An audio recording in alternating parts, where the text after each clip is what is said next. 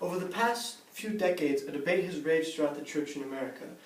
Should churches use traditional or contemporary worship music in its worship services?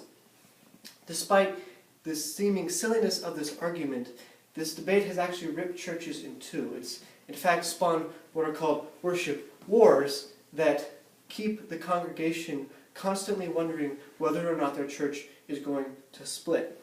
Today, I would like to present the two sides, the traditional and the contemporary side of the argument, and also show you how this argument is so silly it really shouldn't even be discussed. Now, traditional music has been around for centuries.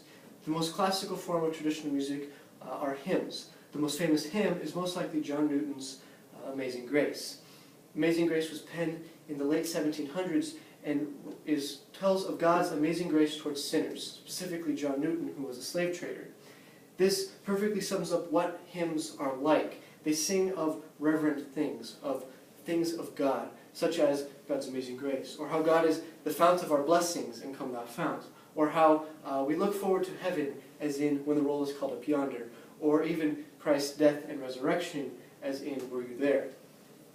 Traditional music is often played by an organ or an accordion, or a pipe organ, or a piano, and is accompanied by a choir or even a brass section.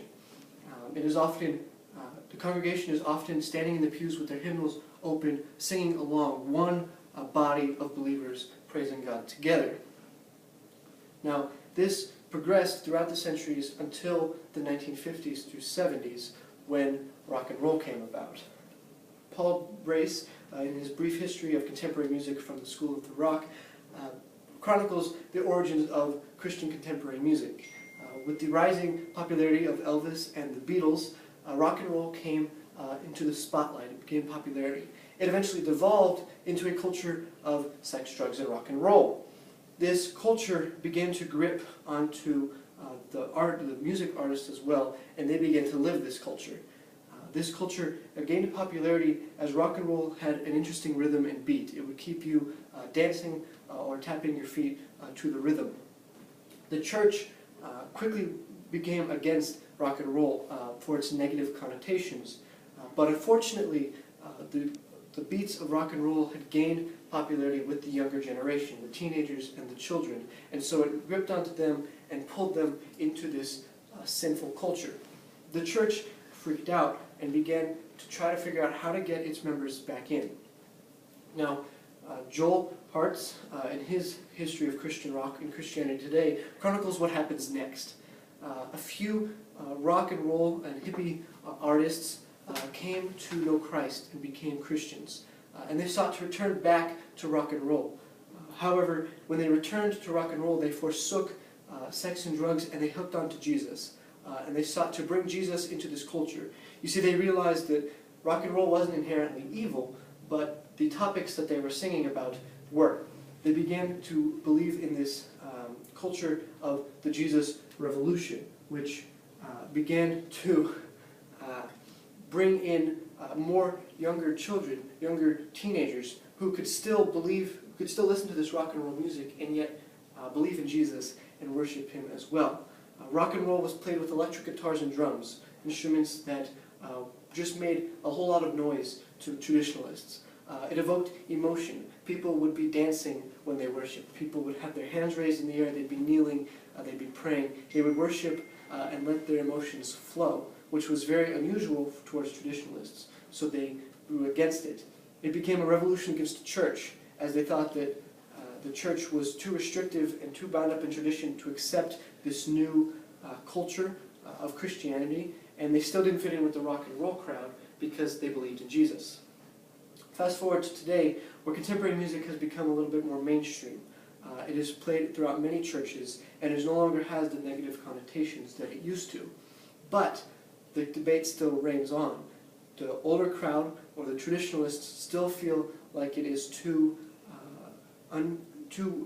unreverent for them, whereas the contemporary and the younger crowd believe that the traditional music is too restrictive and too tight. So now there is a clash, or the worship wars. Now, the traditionalists believe contemporary music is not reverent. It's too loud, too noisy, too distracting. Your emotions are getting the best of you. Whereas the contemporary crowd feels like the traditionalists are too restrictive. They want to sing about this one thing and they want to do it their way. They don't want to accept the broader scope of the modern time. Now, what does the Bible say? Well, true worship comes from the heart. So, it shouldn't matter how we worship as long as we are worshiping Christ. Regardless of whether we are listening to rock and roll or contemporary music or more traditional hymns, we should always focus on worshiping with our hearts. So, it shouldn't matter what we listen to. Our God is a timeless God who used the songs of the Israelites after he delivered them from Egypt, simultaneously with the Psalms of David and Solomon, and the songs of Paul and Silas in prison, to the songs of the early church as they were persecuted, the Gregorian chants of the monks, to the orchestra and choir of Handel's Messiah, to our modern contemporary worship music, as well as the traditional music. So he doesn't care how we worship him so long as we are worshiping him.